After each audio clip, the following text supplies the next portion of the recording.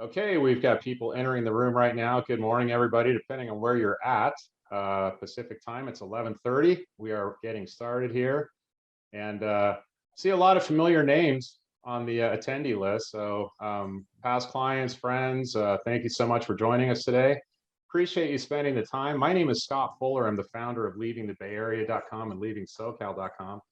And what we do is we simplify the process of buying, selling, and relocating, make it very easy for you because it can be very overwhelming.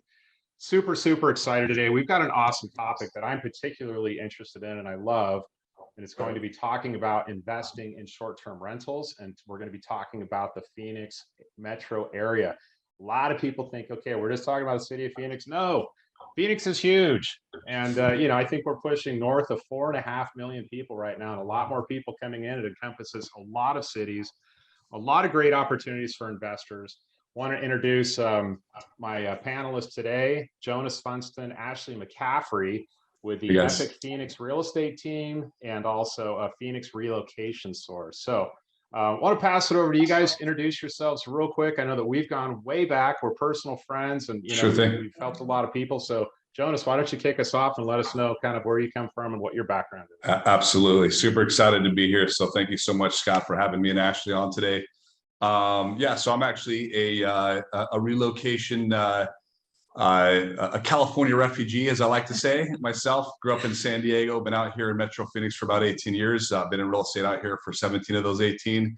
And I've been doing, participating in the vacation rental space for over 10, 11 years now. So I'm a personal investor myself, as well as Ashley. So, when we're assisting clients and we're, talking about kind of what to do, what not to do, and what to expect, this is actual firsthand experience. This isn't like, let us show you how to spend your money and that sort of thing. This is, practical advice as far as what we're actually doing. Phoenix is a dynamic market, as you know. We've done a lot of cross deals with people looking to relocate here. And then we, have a lot of people that are kind of dipping their toe in either on the investment space, or sometimes they maybe want to relocate here in a couple of years. So they look at maybe buying either a straight investment property or a vacation rental as a great kind of stepping stone transition property that maybe they can lock something down sooner than later and start building equity and have tenants pay it down and tax benefits, and then maybe eventually move over to actually utilize it themselves, either full-time or seasonally. So that's a great point, Jonas, because as we see, prices are continuing to go up with the number of people coming into the area, and also interest rates going up. Sometimes, you might want to lock in something, and then you have a variety of different uses for the property. So that's a great point. Couple of housekeeping items real quick. This is being recorded. So for some reason, if you have to bounce off the session, feel free to email us, info@leavingthebayarea.com, info@leavingthebayarea.com. Happy to send you a copy. Maybe you know somebody who would find some value in this as well. We hope that's the case. So if it is, feel free to request a copy from us, and we're happy to send it over to them. We want to make sure we answer all of your questions today. So we have this little Q&A box that you're going to find. If you haven't used it before, on your Zoom screen, there's a button towards the bottom that has the 3 dots and it says more. If you click that, and it might be somewhere else as a participant, but there's a Q&A section where you can go into Q&A, ask us a question, and we'll make sure we get it answered for you. So again, appreciate everybody's time today. We're going to try to keep this under an hour. We've got a lot of stuff to cover, so let's kind of dive in right now. Jonas, let's get into, kind of why Phoenix. I mean, a lot of people, they have different, they have options, right, for investing. And so there's a lot of good markets out there. Tell us a little bit about what's happening in the Phoenix metro area, why it's becoming such a popular area outside of just, kind of the investment side of it. Absolutely. So Phoenix has really reinvented itself, I would say. That's probably the best way to put it. Rise from the ashes, as you will, to kind of, tied to the Phoenix name there. When I moved here many years ago, it was a very different environment, climate as far as economically and kind of, job growth and companies that were here. We initially moved to Chandler. Half of Chandler wasn't even built out at that time. The freeways, half the freeways weren't even here. And it's been amazing to see it kind of, evolve into this robust environment. A big driving factor is, the cost of living, the favorable tax climate, the overall quality of life, even with home prices, going up at the pace that they've been going, because Phoenix has been leading the nation, pretty consistently the past couple of years, kind of, head and head with Austin last year. Austin kind of overtook us, but there's just a lot of companies and individuals coming here. So we're seeing a lot of that clearly from California, but we're seeing multi-state, multinational. When I first moved here, one of the biggest reasons why Phoenix was hit so hard after the housing crisis was it was predominantly reliant on housing, construction, hospitality. You know what I mean? Since then, it's basically transformed. We are a massive. I don't know if those listening have heard the Silicon Valley of the desert. We are a huge tech hub. We are a huge hub for electric vehicles and automated self-driving vehicles. Data centers are huge here. We're like number 3 for financial services. Education sector is massive. So the economy is just really transformed, and it's driving people in here because there's an abundance of jobs, and companies on the flip side have an abundance of employees because of our education system, which Ashley could probably tie into a little bit more. But it's just kind of this beautiful machine that's been built over the past decade. Yeah. And it's interesting because, obviously I'm partial to Phoenix, and for our attendees on the call today, after 35 years of being in California, I've lived all up in Northern California, Southern California. I moved our family out to the Phoenix metro area about 2 years and absolutely love it. So I'm a little bit partial. So I follow the news, and, really, it's literally every week there's a new announcement of a company that's coming in that is opening up operations, and it's so diversified. Just like you said, Jonas, 10, 15 years ago, the landscape was completely different. Well, just real quickly, just to rattle off a few. Intel has had a presence here since the 90s. We already have about 12,000 employees. Within a couple of weeks of one another, Intel announced that they were doing a $20 billion foundry out here, which is going to be one of the largest in the world for microchips. Taiwan Semiconductor is building their first here. They're doing a $12 billion facility. Mayo Clinic, which is up in North Phoenix, they already have a huge presence here. They've been expanding operations, and they're going to be adding a new campus. It's going to be almost $750 million.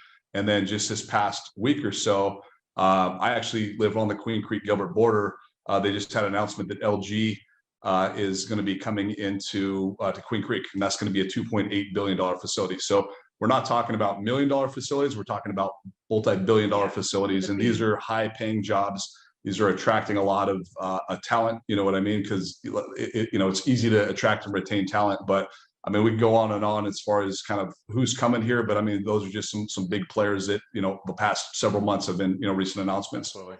And it's good to know that from an investor perspective, because you think, what is the demand, right? Is the demand going to be there for people who are going to want to rent the property, whether it's a lease property, whether it's a short-term property? So that kind of segues me back into our next topic. Let's talk more about kind of the difference between, a lot of people know what a standard lease rental is. Let's talk more about kind of the differences between a short-term rental and a typical longer-term lease rental. Sure. I'd love Ashley to jump in on that. Sure. So a standard, more long-term rental is going to be something that's typically 12 months and unfurnished. So the rate is going to remain consistent for the duration of the 12 months. Someone is paying the same rate month over month. When you talk about a short term, that's typically something that is available furnished and furnished only. And the rates on something like that here in Metro Phoenix are going to be incredibly seasonal. So we really have 3 to 4 different pockets of where that rate will be. So in the summertime, when it's the hottest, you're not going to get typically like your Airbnb type travelers, but your rate is going to be as low as it's going to get. They start to really get a little bit more expensive October, November, December. But then for someone to get a short-term rental here, January through April, it's very, very expensive. Yeah. It can be 2, 3, sometimes even 4 times the rate that it would be in the summer. So that's primarily the difference, is that 12-month mark, and also whether something is furnished or unfurnished. So when we look at kind of comparison between short-term and long-term rentals, obviously the benefit to a long-term rental is you have one tenant, and you know what your rent's going to be. It's easy to kind of project what your cash flow is going to look like. The financing's very cut and dry and that sort of thing. With the short-term rentals, To Ashley's point, it's very seasonal. When we look at peak months, so it kind of, to her point, ramps in like November, December. January to April is ballistic. So it's not uncommon to have it be 2.5 times to 3 times normal market rent. And these are guests versus tenants. So the other, I think, nuance between the two is there's no tenant rights. So Arizona as a whole is extremely landlord friendly. So there's what's called the Arizona Landlord Tenant Act, and it kind of outlines, help me with the word, I just break out. Basically, how the tenants and the landlords, are treated, by the way of the law. But coming from California and other states, I always kind of like say it's kind of like the Wild West out here. So it's very black and white. They don't take kindly to people being deadbeat tenants and that sort of thing. So just to kind of run through timelines here, if it is a long-term tenancy, usually rent's due on the 1st. If it's delinquent by the 3rd, if they haven't got it, they're already initiating the eviction process. Start to finish with that could be sub 30 days, getting the tenant out of the property. Cost for that's like $300 to $400, and an attorney and court fee is very nominal. Obviously, when COVID hit, we had that kind of got trumped because you obviously had like the state and CDC overlays and that sort of thing. Well, with the vacation rental space, these are guests, so they do not have any tenant rights. So there's no eviction process. So if somebody's overstaying, if somebody's doing something they shouldn't be, it's pretty much call the police and get them out of there. Fortunately, we haven't really had a whole lot of instances. Obviously, you hear these horror stories on the news about party houses and this happened and that happened. It's such a small percentage of that, but the big advantage is what we like to call it is these are lifestyle assets. So the reason why I personally started buying these for myself is I started buying in areas that I wanted to utilize the property. So my first purchase for my vacation rental property was here in a community called Ahwatukee, which is a suburb of Phoenix. It was 20, 30 minutes from my house, but we got to go out and use it for weekends, take the kids and butt it up to South Mountain. We'd go hiking, we go to our restaurants. Since then we bought some other properties in Southeast Arizona up north and a couple other locations out here. But these are tangible properties we get to use and enjoy. So depending on the investor's motivation, because we do have mixed conversations with people as far as what their motivation is. Some of them are like looking, they're like, hey, I'm going to be coming out here for business, I want to use it, and I just want to offset my expenses while I'm not here. That's great. Others are all cash motivated. You know what I mean? They're like, this is strictly an investment. I'm never coming to Phoenix. I have no desire to come to Phoenix. And then you kind of have like the hybrid where it's predominantly investment driven, but it's nice to have the ability to go out and utilize your properties. And the nice part is, tax deductible. You come out here, taking the trip, you're doing the flights, you're doing the car rental and that sort of thing. You're checking up on it, but you lock up a tenant in there, you're never utilizing the property.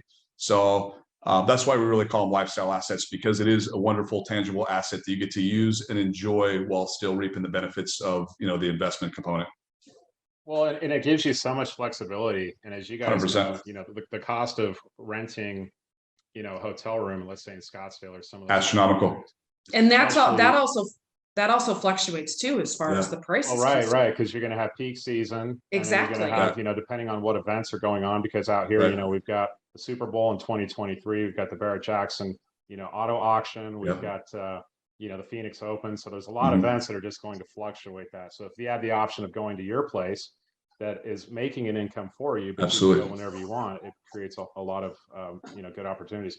Let's talk a little bit about, who's some of these. We don't want to call them tenants, right? Because they're not tenants per se. But let's talk about some of these renters. If they're coming in, whether it's on a nightly, if they're doing it for a week or a weekend or a month, where are they finding the property at? I mean, who are these people? Where are they coming from? How are they finding the property?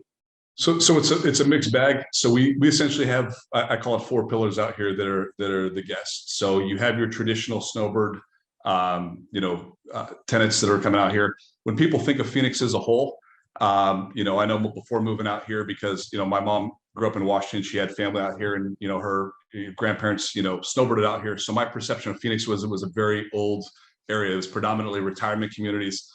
Moving out here, fast forward and kind of look at the demographic. The median age out here is 34, so it's actually very young.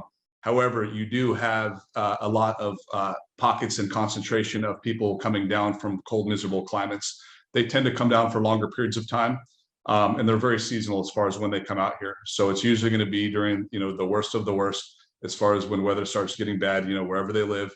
And they're often going to be looking for 1 month, 2 months, sometimes as much as 3 months at a given time. The other pillar is going to be more of your traditional Airbnb, VRBO guests. That would be like guests like ourselves, like where we're traveling. Like I just recently did, road trip cross country, and we're staying at vacation rentals and that sort of thing, like in like Nashville and all these different spots that we're staying at. So that's people traveling either with their family, with their kids, bachelorette parties, golf trips, that sort of thing, more kind of vacation driven. Those are going to be shorter terms. Those are going to generally be 3-night minimum, maybe up to a week, maybe 2 weeks, depending on the extent of the stay. And then given the extreme volume, I know we haven't really dove into this, but of people relocating here, you have a lot of the relocation people coming from out of state looking for homes themselves. So very rarely do people come out here and immediately seek out a long-term rental. More often than not, if somebody's coming from out of state, particularly a more expensive state, their intent is to purchase. So oftentimes they're not looking to lock up a 12-month lease and then try to coordinate the house hunt. So this gives them the opportunity to have more flexibility with the timing of their move, have more flexibility with maybe sourcing a home, or if a home is being built, that sort of thing. And then obviously the corporate element where people are coming out here with companies either for part-time, for set period of time, or maybe they're going to be again transitioning and be one of those relocation people. But the stats have fluctuated the past couple of years, but it's ranged anywhere from about 260 to 300 people a day are moving to Maricopa County. So it's drastic. And one thing that was interesting that I didn't even think about or hadn't even heard of was a gal that we know that does massages here at one of the resorts here in Phoenix. She was saying that a lot of her guests that are staying there are people looking for homes, and they can't find short-term rentals for the period of time that they want, so they're forced to go and spend these extended periods of time in these hotels and resorts while they're house hunting themselves. So it was just kind of interesting conversation showing the demand of the ability to find and secure short-term rentals for any extended period of time. Because if you're here during the peak time, like we're still in the peak months right now, good luck finding something where you can lock it up for longer than a week or two. And farther that it goes out as far as your timeline for move, it just makes it more complicated. So and these are expensive rates. When you're looking at hotel rates and that sort of thing, they're paying an arm and a leg. So I think it'll be interesting when we kind of run through some of the properties towards the end, because when I show what the nightly rates are, people have a hard time believing that we're getting these nightly rates. But when I have them do the math and compare it to like staying at a hotel and what the cost is for the hotel and the valet service and the tax and the breakfast, lunch, and dinner, it ends up being a bargain. So not to skip ahead, but that is kind of a common question we get when we're sending over properties and rental rates are like, there's no way that you're getting that in Phoenix, Arizona. I'm like, absolutely, we're getting that out here. And we usually run those numbers more on the conservative side. When we talk about 100%. the nightly rate and we talk about occupancy rate, we always want to give people more or less like the worst case scenario. So they're always pleasantly surprised at the end of the year when the rate is higher and the occupancy rate is higher. So we even do it conservatively, and some of the numbers really knock people's socks off. Absolutely. Well, and Jonas, as you mentioned before, a lot of with the amount of people relocating to the Valley, they might want to say, hey, is it going to be a fit for us? We think that we like it. Yes. We've traveled there. We visited there. We had a great time. Yeah. But, is it going to be a good fit for us? So they want to come out for a month or two and just spend some time here and see, okay, this is it. This is where we want to land. And these short-term rentals is an excellent opportunity for them to do that and not live the resort lifestyle. Because look, when you go to a resort, everybody's going to have fun. There's no downside to it. Yeah. But when you're living, in a house and you're living in a community and you're able to really assess like this is what the lifestyle would look like, that gives you a better idea, if it's going to be a good fit for you. Well, you're getting a feel for the neighborhood, right? To your point, it's not resort living. The other thing is we've had people come down, and you're right, like either not sure if they're doing moving to Arizona or not, or they're not sure what area they want to be. So they'll actually come down. They're like, hey, I'm spending a week in Chandler. I'm spending a week in Mesa. I'm spending a week in Peoria, and it gives them a little sampling of the Valley to really get idea of what's the best fit for their family when they decide to purchase. Well, and that's a good point. And to Jonas's point, with the median age in Metro Phoenix being 34 and having such a huge pocket of people coming in that are relocating, a lot of it is employment. And a lot of these people do have spouses and children. Yeah. So, for them to go and stay for 2 or 3 weeks at a hotel with, a couple of kids, it's not ideal. It's actually a mom's worst nightmare, to be honest with you. So for someone to be able to book like a 2-bedroom condo or townhome that has like a pack and play and a high chair and a washer and dryer, those are invaluable to someone that is looking to move here. Cook your own meals, pour your own drinks, have your snacks, have a full-size fridge. I mean, again, everyone is looking for something different and everyone's moving here for different reasons, but there's a huge population of people that are going to be catered to by having these private properties that simply a hotel just isn't in the cards. 100%. Just a reminder to our attendees, if you have any questions, we've got a lot more stuff coming up, by the way. But if you have questions in the Q&A box, give us your questions, or you can even go into the chat box and do it there as well.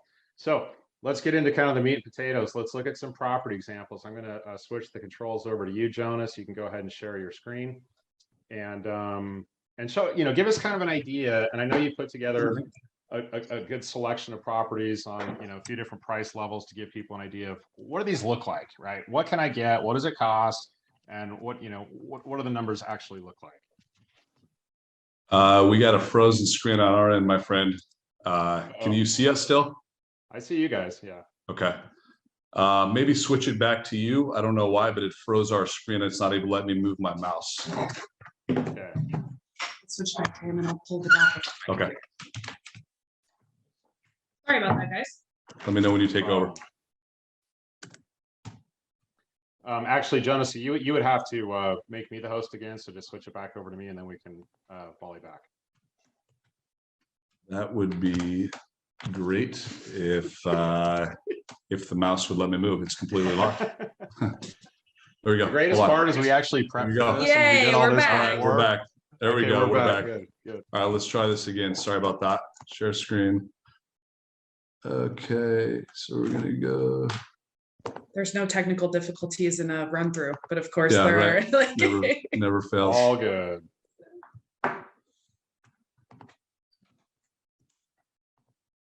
So I have my tab up there.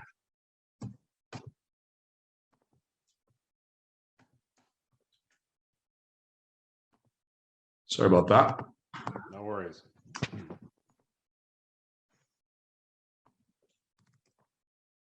don't know why that tab is not there. One thing I'd like to mention while we have a moment, when we talk about the diversity of employment opportunity here in Metro Phoenix, not only do we have people that are moving here, like trying to, apply for those jobs and get those jobs, we're graduating some incredible talent out of Arizona State University. It's actually the largest state school, the largest public university in the United States. And then Maricopa County Community Colleges is the largest community college network in the entire United States. So we have some really, really sought after, very heavy hitting public education options here that keep our talent pool here. I mean, of course, people move out of Arizona, but people stay here. Like the weather, the opportunities, like the list is endless as to why people move here and then also stay here. I think that's something that needs to be mentioned. For sure. Is this coming up on your screen, guys? Scott? Yep, we've got it. Perfect. So we put together 4 examples. One thing I wanted to do initially, I was looking at maybe doing a mix of communities and areas and that sort of thing, but I think everybody pretty much for the most part is aware of Scottsdale. So is what we want to do is we want to break out various property types and price point. That way people know that there is attainable properties in the full range. One's going to be more entry level. We're going to kind of move our way up the food chain until we hit kind of like more high-end property, and then what we consider luxe or luxury property. The first example we did, so 3 of the 4 examples are going to be more like Airbnb style. Whereas this one is actually Ashley owns a property in this exact community itself. Same floor plan. Hers is actually a little bit more done up. It was similar condition when she bought it and she did an investment. She has opted to run hers as a corporate rental. So she does 30-day rental. There's obviously advantages to that because her occupancy is north of 90% with like really high rental rates. So I'm actually going to have Ashley kind of go through the bullet points on this one, and then we'll just kind of move through the different property types. Sure. So a property like this right now will cost you anywhere, list price will be anywhere between like 360 and maybe 380. Probably will sell at that or maybe north of that, depending upon a number of factors. Your average monthly rate is going to be about $3,000. The rate, of course, is going to fluctuate. So in the summertime, it's about $2,500 per month, and then in peak season, it's anywhere between like $4,500 and $5,000 per month. When you're talking about vacation rentals or even something with a 30-day minimum for the guests, that is an all-inclusive rate. So it's including all of the utilities, your taxes, the HOA. They pay you one price per month, and then it's up to you to kind of delegate that on the back end to like your mortgage and all that, or utilities. Two things though that are pass through costs, and I know Jonas always mentions this to investors, is your cleaning fee. That is something that you take on from a guest, and then you would just take that cleaning fee and give it obviously right to the cleaner once the job is done. And then the secondary pass-through cost is rental tax. Your rental tax. Yep. That is included. So you don't have to eat that. Your guest pays for that. Same thing with pools. When we get to a couple of the other properties, heated pools are mandatory for like short-term rentals. If the guest wants to come out and have the pool heated for that week, that is a cost that they would also pass through as well. Yeah. So when we did the rate here, we just did it as an average. Obviously, Ashley was talking about the low to high, the low being 2,500 on the low end, the high being 5,000. So looking at a blended rate, it works out to about $3,000 a month. For the most part, Arizona is very vacation rental friendly. The governor actually passed a law, a Senate bill actually that went through, where the cities and municipalities could not put restrictions on vacation rentals, because I know in a lot of parts of California, a lot of other parts of the country, they're able to kind of enforce and clamp down on that. There is no restrictions when it comes citywide. For example, up until before that passing, there was 0 vacation rentals in Sedona. It was all hotels, motels, that sort of thing. Sedona is now like 20, I think last stat is like now like 21% vacation rentals. By far and away the highest percentage of vacation rentals in the entire state. But it just goes from going from like 0 to 20%. The only piece that didn't get included in that legislation was homeowners associations. So one of the critical things you want to be aware of when you're searching for properties is being mindful of the property type, and to make sure that it's going to be in an area that's going to be a great investment, but also being able to navigate which communities are or aren't vacation rental friendly. If there's no HOA, no problem. So 3 of these examples, 2 of these examples, there is HOA, 3 there isn't. One of them that we're going to go through next is 100% vacation rental friendly. This particular community where Ashley's at, they have a 30-day minimum, but she still mops it up. You know what I mean? So, and we'll have investors that have different appetites for that, where they're like, you know what, I'm completely okay with 30-day minimum as long as the numbers pencil. Others are like, no, I absolutely only want, Airbnb vacation rental, short of the term, whatever that looks like. So I did want to weave in one of these properties just because obviously it's a firsthand example, and just kind of demonstrating, the HOA versus non-HOA scenario. That's not only with condos and townhomes, but with also single family homes. Because a lot of times we'll get people sending us properties like, oh, this property is amazing. Why didn't you send this over to me? I'm like, it is fantastic, but we don't want to get, cease and desist letters from the homeowners association. You know what I mean? So just being able to kind of work with a partner that knows how to navigate those and kind of point out the right property types for you. Well, and to the HOA point, I don't think people realize that Metro Phoenix is kind of like the mecca for the master planned community.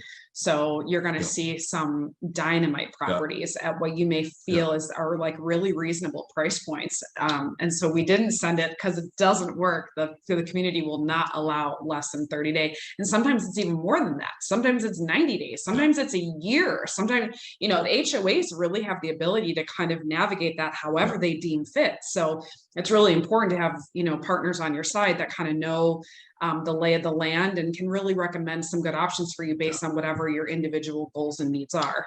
So we'll just kind of, besides the revenue portion, we'll just kind of point out a few things, because obviously with a lot of the listeners, I'm sure being from California or other states, a challenge that we have is when people are coming here and they're visiting, their lens is what stuff costs at home, right? So they're like, what gas costs at home, what property taxes, what, you know, utility costs, that sort of thing.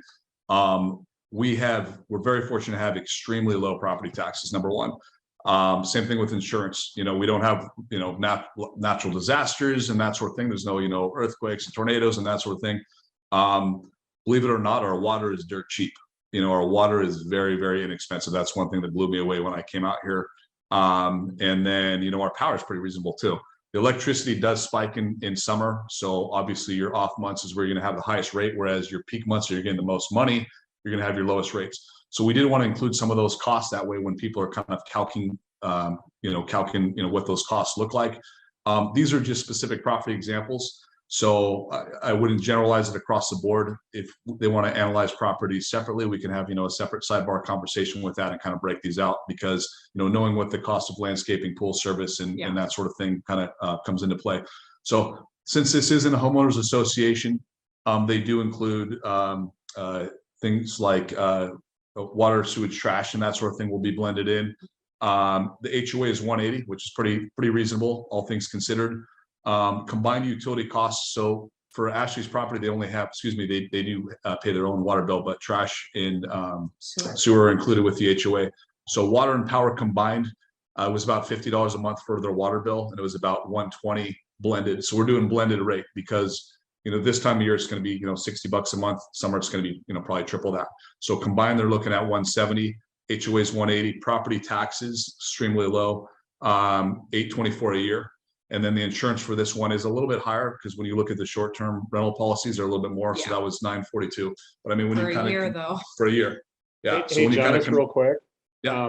Are you looking at the Airbnb? Because what I'm seeing right now is the Airbnb screen. Are you looking at a different screen that has a little bit more detailed information where you're running those numbers off of? Yeah, I thought you might be. I thought we were looking at the same thing here. So let me try this again. The screen I'm seeing is Airbnb. Okay, how's that? No, do it again. There we go. Okay, we're back. You got it? Okay. Sorry, I thought we were looking at the same thing the whole time. So people are just glazing over when we're just running through this. So real quick, this is the property that, or not the property, but same community, same floor plan that Ashley actually owns. And now we can kind of bring up what those costs look like. So the asking price is $375. As we talked about, her monthly average income is around $3,000 a month. And then the costs are going to be down here. So her total gross annual is right around $36,000. We did management costs at zero because she does self-manage. When we get into the other properties, we'll kind of break out what the management costs look like for those. But utility cost, HOA, insurance are here towards the bottom, just to kind of give you an idea as far as what the total carrying cost. This does not factor in mortgage expense, because again, we don't know if the investor is purchasing cash, if they're purchasing, you know, second home, you know, how much they're putting down. Yeah, the rate, like there's a lot of variables. A lot of variables with that, so we'd have to run separate assumptions for that based on you know, their acquisition. So moving on, this is Casa Granada. We actually have a client that owns a property in here, Marlissa. She crushes it. Yeah. This has been such a great investment for her. People are not only paying her mortgage, it's cash flow positive. We've had just a tremendous amount of equity growth within the past few years. So Casa Granada is definitely one of the communities that's really in the forefront of our brains when we're looking for clients, because there's just so much benefit to it. So this is a townhome property. So it is older, you know, built in the 60s, but this is literally in the heart of Old Town Scottsdale. So it's actually a 4-bedroom, 2.5, but it's pretty large. Rates vary. So rates in that community range from kind of upper twos to I've seen as high as 400 a night. We did kind of on the conservative side blended rate. We put it at around 300 a night. So now we're moving to the nightly rate, whereas Ashley's example, we're looking at like a 30-day, what that looks like, moving more of like a corporate rental, you know, relocation rental. This is going to be more like a nightly rate. Not to say you can't have somebody lock it up for a longer term, because you can. Occupancy on this is just under 70%. So running about 69% occupancy. So that gives us a gross annual income of just a little bit under $75,000 a year, which is fantastic. If the investors have the interest in doing so, they can certainly self-manage. That it's easy enough. If they don't want to deal with it at all, we have referral partners that do the management side. The management range usually ranges from about 10 to 20%. We've got some partners that do closer to 18%, so that's why I put it at the high end of the range. The low end of the range is going to be more kind of booking reservations, payouts, that sort of thing. The higher end of the range is going to be more kind of white glove service. So that's going to have more like kind of concierge elements. They're going to be, meeting the guests and check in, check out, and have boots on the ground readily available. Yeah. So there is a little bit more of a premium for that. But again, you look at the property taxes on this one for a $675,000 purchase in dead center of, one of the better areas of Scottsdale. Your taxes are only $1,237 for the year. Utilities average around $220, HOA was $240, and then obviously the insurance was a little bit more on that one. Are we moving too fast? Are we moving slow? Oh, this is fine. And one thing to mention to everybody, and Jonas, Sure. you and I talked about this before we jumped on. Yeah. We're kind of doing just like an overview level of looking at some of the financials. 100%. As you start, if you have interest in looking at, some of these properties, we're going to dig a lot. You guys will dig a lot deeper into, here's what your return looks like. Here's what your expenses are. So we're just trying to kind of give you like an overview, but obviously we'd get a lot more detailed on any specific properties that are of interest. We wanted to keep it as simple as possible. Some people just want the numbers. Some people are looking for the second home. Some people dig as far as, ROI, cash flow, NOI, cap rate, that sort of thing. We'd lose everybody super quick if we dove into that. So just for the sake, we're just trying to keep, the numbers as simple as possible. This is actually a property we looked at yesterday. Literally, I was in this property, previewed it. I have a walkthrough video if anyone's interested in this particular property. This one is crushing it. I mean, they put it up as a vacation rental just under a year ago. They're already cranking out. I mean, their occupancy rate is through the roof. They're low 70s. This is sold fully furnished turnkey. So blended in the deal, they are including all of the furniture, all the way down to pots, pans, TVs, linens, you name it. Again, similar area in Old Town Scottsdale, but this is a true single family detached home, 4-bedroom, 2-bath. Average nightly rate over there was looking at $475 a night. So again, blended average, that's not our low, that's not our high. But when we kind of calc out over the course of the year, what that looks like. So you look at what this thing's cranking year one. I mean, this thing is almost $125,000 for being, call it a 1-year-old, not entirely established vacation rental, because you really don't get stabilized until year 2 and 3. When you kind of have repeat guests coming in and that sort of thing. So to be, churning these numbers right out the gate's fantastic. Utilities are going to be a little higher because you'll notice when we don't have an HOA, the HOA generally includes, pool service and gated and all that sort of thing. When you have a private residence like this, the owner is going to be incurring the cost of, pool, landscape, and those sort of things. So we do have a little bit more higher utility and lawn and pool service cost. This is a mid-range one, beautiful home, fantastic. And then we go to the big boy. So believe it or not, the luxury properties actually perform the best out of all these. When you look at a cash flow standpoint, when you look at an ROI standpoint, primary reason being is, bedroom count, and, people that have money will always spend money. They want more of a posh experience. They want to have all the things, you know what I mean? They want a beautiful backyard. This home, for example, sits on 1.25 acres. It's up, by the, the Four Seasons up in North Scottsdale, just spectacular views. The other reason I like this property is this is a very Southwest style. And the reason I bring that up is when you're looking at vacation rentals, when guests are traveling, whether they're coming out to Arizona, whether they're going to California, whether they're going to Hawaii, New York, they want it to feel like the location that they're in. Yeah. So the properties that do unbelievably well, like, I'm not a huge fan of Southwest, you know what I mean? Like my personal taste. But when you look at what's going to perform amazingly, the more Southwest, the better. because, you know, we always use the saying, kind of the sea of sameness when you're looking at a lot of these properties. Yes, they're, you know, beautiful interiors, but you're like, I've seen the white shakers, I've seen the granite, I've seen this, that, Gotta and the other stand thing. out. Yeah. It doesn't stand out. There's nothing unique about it, right? If I'm coming out from New York, or if I'm coming out from, you know, San Diego or whatever, this screams Arizona. The architectural style, the interior, the features. This one we had to do projections. This was kind of a unique property because they're actually, the owners live there. They're only Airbnb one of the rooms out of this whole property. They have a 1-bedroom, 1-bath that's being Airbnb'd. It actually ranks in the top 50 rentals in Scottsdale for all of VRBO.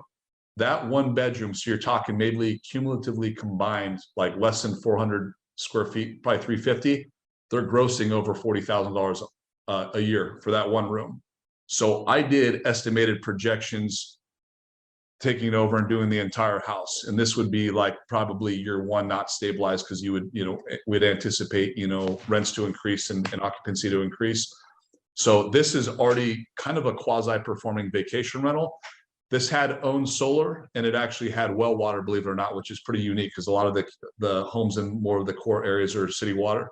Reason why that's relevant is no water expense, zero. Utility expense is nominal. It's like less than $100, 120 a month. So again, when we're running our numbers and we're looking what our costs are, you have your revenue and you have your costs, right? And you know, when you're moving those columns over. So I like this property for a lot of reasons. Obviously, being more of the high end, kind of checking the box for the Southwest style. The fact that they already have a performing, I mean, granted, it's just a portion of the home, active Airbnb that's absolutely crushing it with 1-bedroom, let alone when you kind of open up the whole home. And the fact that this had extremely low expenses overall. So it's a great property. When we get offline, we could send these links out later to you, Scott, that you can distribute to who's on here. That way they can kind of roll through and see more of the pictures, because this just has a screenshot, but I just kind of wanted to, you know, without, you know, boring everybody, just kind of do a high level overview for some examples. This is a perfect overview. Jonas, I've got a question for you. So some of these higher end properties, will these perform better with occupancy in the off season, like summertime, or is there a difference? There's absolutely a difference. And so your guest profile will change from summer to peak season. So oftentimes is what you see happen is you might be running this property as an Airbnb for your peak months. And then, you know, so let's say this is getting $650 a night. I had places over here that were getting north of $800 a night. I went conservative on this property. Fast forward, come summertime, these can be marketed for flat monthly rates. And usually when you roll it to like a 30-day, 60-day, 90-day, that might be somebody coming down here, maybe more of a corporate guest. And instead of doing the $650 a night, they might be spending like $8,000 for the month, $6,000 for the month, $10,000 for the month. So it rolls to a monthly rate. In addition, when you're doing longer terms like that, generally speaking, it's not uncommon to switch utility costs out of the owner's name to also drop costs. So this would be something that would be more like a hybrid where, I mean, it could in theory work for any of these properties where to boost occupancy is all you do is you're gonna go for a longer tenant for a lower rate. You know what I mean? Because I'd rather have, you know, 60% income versus 0% income, because my expenses are still rolling in. So I'd rather have, you know, lower revenue, but covering my nut and still cash flowing, and then leaving my peak months as my gravy train, as my profit. Awesome. Those are some great examples. And like I said, we've got about 15 minutes left. So there's only so much that we can cover, but there's so much more information we can give offline to people who are interested. Linda had a question. She said, do you help buyers look at who are investing in investment properties? Do you help them look at their monthly cost, fees, and revenue?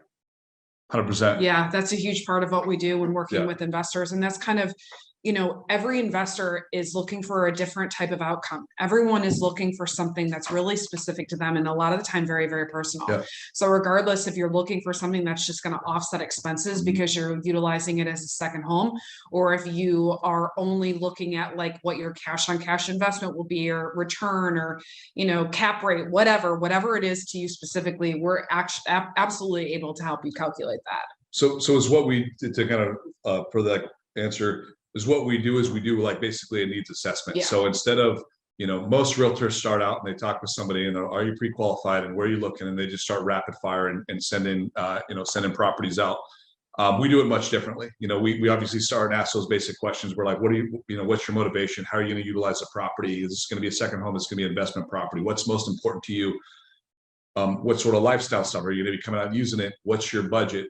Because budget could be a big determination as far as what part of the valley we want to look at. All of these examples are Scottsdale, just because I wanted to give a nice spectrum for one target area that everybody knows. But sometimes we'll have somebody come in, they're like, hey, I want a 4-bedroom, 3-bath with a pool and private grotto, and my max budget is $700,000. You're not going to get that in Scottsdale, but we can turn them on to other areas where they can achieve that. And then is what we'll do is we will run through, kind of break out if they're doing financing, what those costs are, plug in the costs with, the mortgage expense, principal, interest, tax, insurance, HOA.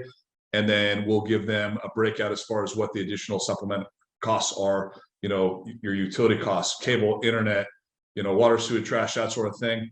And then we're able to work a budget. And then that way, when we're looking at properties and we're giving them opportunities, we can calc out what the cash flow is going to be. We can calc out what their expenses are, and then they can work backwards to see what that return looks like and if it makes sense for them or not. Awesome. Okay. Great question, Linda. Thank you so much for that. Okay. If you guys want to close out that screen, Sure. pass over the controls. We've got a few more items I want to make sure we get through, and I don't want to keep anybody past their lunchtime here. Let's talk about, kind of, we've looked at several different price ranges here. Sure. Let's talk a little bit about, how to finance if you're going to finance, and also what your insurance should look like. How does insurance work with these type of properties if it's different than just a standard investment property you're going to purchase? It is. So financing depends. Generally speaking, most are going to be doing investment financing for the most part.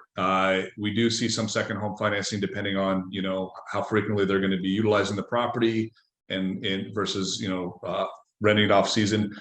We've even had clients have properties that were primary residences and then roll those to, vacation rental properties, and then we assist them to find another property. We generally recommend going the mortgage broker route as far as the lenders go. It ultimately doesn't matter to us who the client uses for their financing. The reason why we recommend the mortgage broker route is they are not tied to one lending institution. It's kind of what's that commercial when lenders compete, you win. It's kind of like that situation, right? So when you're going the mortgage broker route, the lender is able to work with a multitude of different, financial institutions, and that way we can find the best rate. Couldn't be any more important than now. Obviously, the past almost 2 months, interest rates have kind of gone the other direction than we want them to. So people are very, concerned with how that's going to impact their return and that sort of thing. Usually you're looking at minimum 20 to 25% down. If it's going to be investment, 25% will give you the best rate on the market. If you're doing second home, you can go as low as 10% down. That will include mortgage insurance, so that does impact your cash flow a little bit. And then from an insurance standpoint, these are definitely insured differently. So a big common mistake that we see for people that don't know really what they're doing is they'll just insure it as a straight second home policy, or they'll insure it maybe as a long-term rental policy. The problem with doing that is they don't have proper insurance coverage by doing so. Correct. So fast forward, let's say something happens at the property and the insurance company, sends their adjuster out, and then they find out they're running as an Airbnb. If they didn't insure it as an Airbnb, they may not have coverage.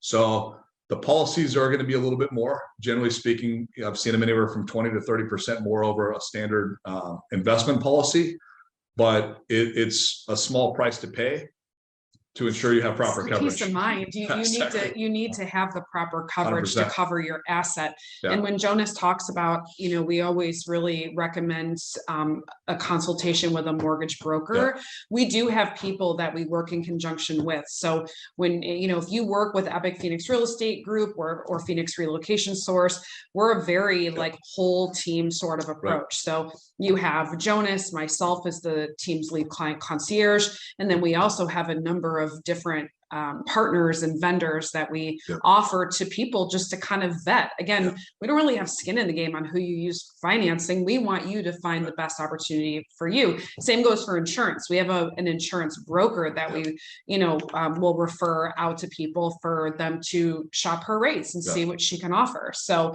you're not going to have to go at any of these additional steps alone just because it's not real estate. Like you have us from the start until there really is no end. Like we've built like lifelong clients and friends from doing this and really providing such an incredible level of service. So whatever it is you need, we got you. One thing that I think is important to add is, because we get this a lot, particularly with out-of-state buyers, this feels overwhelming to them. Yes. Because they're like, this feels overwhelming to even local buyers. Sometimes they're like, all right, I get it. I found the property, I bought it. Now what? One thing we pride ourselves on is our massive Rolodex and our contacts. So the one thing that I think sets our team and what we do apart is we don't just help them with the acquisition and run the numbers and here's what the rent analysis looks like. We literally help them A to Z. So all the way down to painters, contractors, pool services, remodeling, you know what I mean, where we're getting vendors in. Literally is all they have to do is write the checks. And the beauty is these are Arizona prices. So a lot of this stuff is way more cost effective. So, I mean, we've had clients that we've done flips with that haven't even set foot in the state of Arizona. We've had clients that have bought vacation rental properties that like maybe the property was, 85%, but wasn't 100%. And we went in there and we added pool heaters. We got artificial turf for them. We got the property repainted. We got the place furnished for them. We got everything set up in turnkey. So that's one thing that we didn't talk about that I think is very important, because I think that's a factor that dissuades a lot of people from pulling the trigger on something like this, just because they don't know where to begin and they don't have the partners to help them do it. It's overwhelming. It's scary. So let's get into that a little bit. Jonas, can you stop your screen share for me? So Jerry asked this. Let's get into furnishing your short-term rental. Now we know that some rentals, you gave an example, is being sold furnished because it's been an existing nightly rental. What does it look like if you're purchasing a property? The numbers work, the location works, everything looks good. It's vacant. You have to buy furniture. Where do you start? So in a perfect world, we have a property like the one on Diamond that you have at turnkey. That's beautiful. If we don't have that at our disposal, one thing that we've done in the past is we've actually scrubbed listings, MLS listings. Ashley hates when I task her doing this, but we have actually gone through and pulled listings that we're not even acquiring. We'll go through and we pull pending properties and we'll scrub it by properties that are being sold furnished or that were recently closed in the past week. Those properties aren't always sold. That buyer's not always buying it furnished. So is what we'll do to kind of help out our clients, because the beauty with furniture is it's a depreciating asset. It's not an appreciating asset. So let's say somebody spent $20,000-$25,000 furnishing a house in Phoenix and our clients are buying a property in Scottsdale and that sort of thing. We'll reach out to those agents, find out the details. Hey, was the property purchased furnished? No, and I'm trying to figure out what to do with this furniture. My client lives in Idaho and and we'll offer, send those listings over to our clients and say, hey, are these of interest? And we'll say, hey, I'll tell you what, we'll give you $5,000 or $7,500 for everything turnkey out the door, and then we just make arrangements with movers to get stuff moved over, set up. Sometimes the investors, the owners will come in town to assist with that. Alternatively, we do have partners, Mike on our team. His wife actually does interior design stuff and she does staging and that sort of thing. So if somebody wants something more custom or more unique to their taste or more high end or very specific, we have those services available. And then there is a lot of great companies here. I think American Furniture Store for Scott's doing the thumbs up. Awesome. I know you have American Furniture Outlet Store. All three of us are avid shoppers. So it's not uber high end, but it's not low end. It's nice stuff. very reasonable. And the beauty is they set up, they basically do the white glove. They set up, they, assemble everything, you take the box out, haul off the trash. So that'll get you to about 85 to 90%. And then from there, it's just busy work doing, Target and Walmart and buying pots, pans, blenders, that sort of thing. We have an Excel spreadsheet that has a list of kind of what, a checklist as far as what needs to be done. And again, we have resources to help with that. So let's say you're like, okay, great, I've got, American Furniture Warehouse handling that, but I need a personal shopper to go out and buy this stuff and just, bill me for their time and cover it all. We can do it. So yeah, lots of options. Lots of options. Yeah. Awesome. We always try to go the most cost-effective route as possible, but if that's not at our disposal, then we go to plan B, plan C, and that sort of thing. So. Right on. Okay, we've got about 5 minutes left. Couple more topics. If anybody has any questions, throw them into the chat box. Let's talk about property management. So, you talked about a couple of examples where you can manage it yourself if you're local, or maybe if you're not local, or the option to do, property management company. I think you talked about, the varying rates of what some of those charge, but is there anything else that we haven't talked about related to property management? I'll let Ashley jump in. She manages her own and she works hand in hand with a lot of our management partners. So yeah, thank you. So someone that is going to charge 10% is really going to be just a marketing platform opportunity for you. If you live out of state and you only own maybe 1 or 2 properties, that may be enough for you. You may be able to self-manage and it's not overwhelming. But if you're looking for something where it's going to really provide that white glove service, like Jonas had said, like meet your guests at the property, schedule your cleaners, have a 24-hour handyman on call, like that's going to cost you more of like that 20-25%.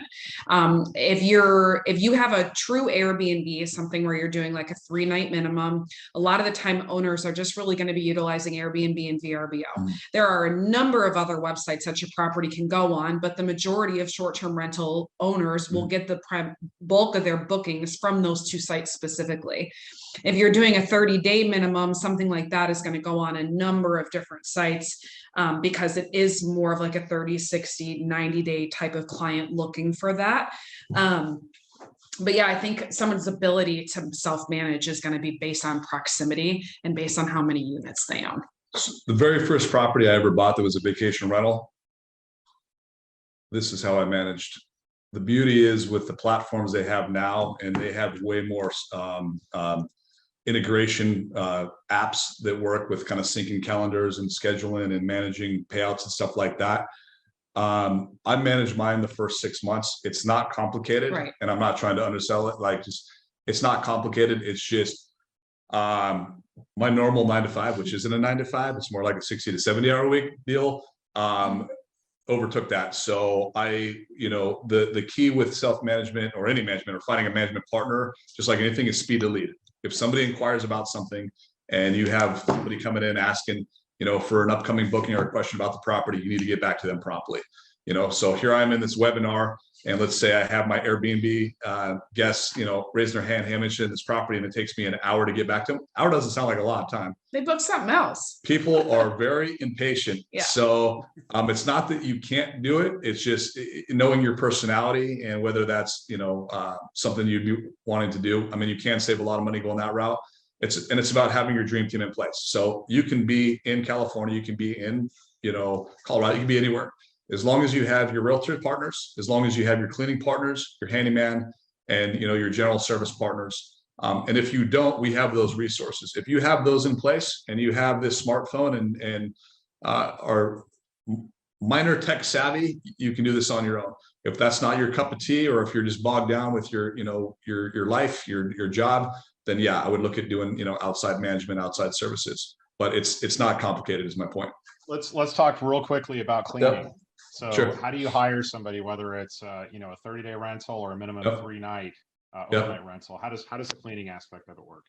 So cleaning, I encourage redundancy. And what I mean by that is I wouldn't just rely on one cleaning partner, because they're not just working for you necessarily, right? So you might have a move in, move out, where you kind of get your wires crossed a little bit, as if you have a guest moving out and moving in the same day. So that, let's say checkouts at 10, check-ins at, or 11, check-ins at 3. You got a 4-hour block to get that thing whipped out. So if your cleaning partner is not on point or they're homesick or whatever. So I actually have 3 different cleaning people that I have. I have my A list, I got my B list, and I got my C list. Fortunately, I don't have to get down to my C list that often, but I always want to make sure that I have proper coverage. Depending on what platform you're using, you can link the cleaning partners on there, so they are getting the notifications when reservations are coming in. Yeah, the big thing is just making sure that you have proper coverage, because what will sink a ship faster than anything else in vacation rentals is poor reviews. So let's say the cleaner didn't get in there in time, or there's wet towels in the laundry room, or there's, they find a hair on their pillowcase.